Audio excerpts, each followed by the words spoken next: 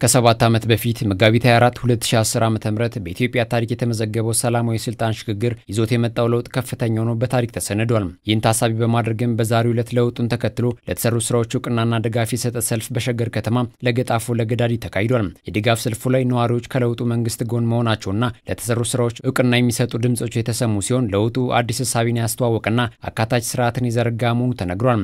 መጋቢት 24 ባለውለታችን ነው ብዬ ነው ማስበው። ምክንያቱም ከ7 ዓመት በፊት የነበረው የሰላም ሁኔታ በተለይ ባሉት በልማት ደረጃ ብዙም እንቅስቃሴ አልነበረም። አሁን ከ7 ዓመት ወዲህ ግን ብዙ ነገሮች ተለውጠዋል። በመሰረቱ ብልጽግና ፓርቲ ወይም መንግስት ፓርቲያችን ሲመሰረት ወይም መንግስታችን ዶክተር አብይ አህመድ ወደ ስልጣን ሲመጡ የራሳቸውን ፍልስፍና ይዘው ነው የመጡት። የመደመር ሂሳቤን ይዘው ነው የመጡት። መደመር በራሱ ብሔር ብሔረሰብን ህዝብን አቅፎ ቋንቋን በአንድነት የሚያምን ነው አቅፎ ነው የጀመረውና ያ ደግሞ ለለውጡ ትልቅ ነገር ነው ብዬ ነው ማስበው። ጉያን አራኹኒ ጉያ ሰነ ቀበሰ ጉያ አዳቲ ይህ ቀን ታሪካዊ ቀን ነው። እኩልነት ህብረ ብሔራዊነት የተረጋገጠበት ቀን ነው። መጋቢት 24 ማለት ለኢትዮጵያ ብሔር ብሔረሰቦች የለውጥ ቀንና ልዩ ቀን ነው።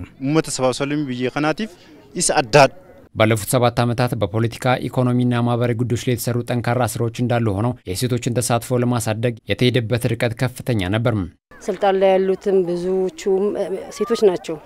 ሴቶች ደግሞ መሰረት ናቸው። ሴቶች ሁሉ ነገር ውስጥ ከሌሉ ምንም የሚበረታታ ነገር የለም። ለዚህ ነው ሴቶቹን ብዙ ነገር ቀኝ እጅ አድርጎ ግራ ሳይሆን ቀኝ እጅ አድርጎ ነው ሴቶቹን አቅፎ እየሰራ ያለው።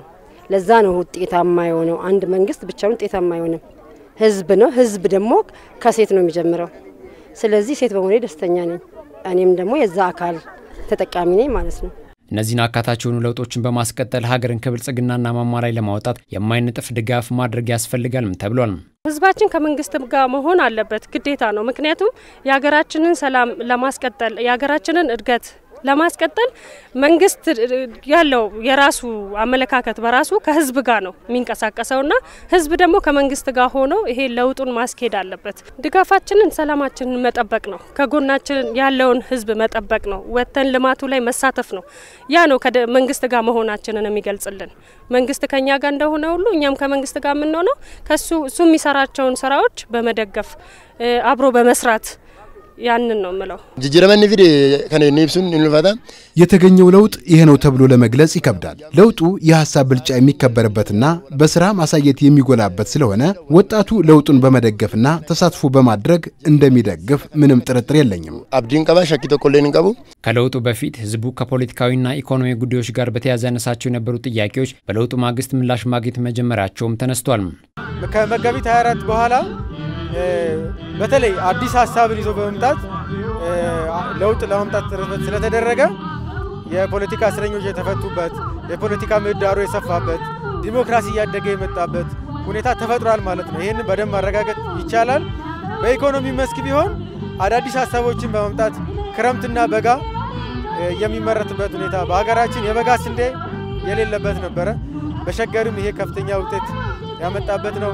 ቀብሶ ሰባብ ሰብለሞታ ዮኪን ኡመተ ኢትዮጵያ ለውጡ በኢትዮጵያውያን ብሔሮች ብሔረሰቦች ትግል ውስጥ አዲስ ምዕራፍ የከፈተ መሆኑ ይታወቃል። መጋቢት 24 የኢኮኖሚ፣ የፖለቲካ፣ የማህበረሰብ እኩልነትን የመለሰ በመሆኑ ይህን ዕለት በልዩነት የምናከብረው ነው።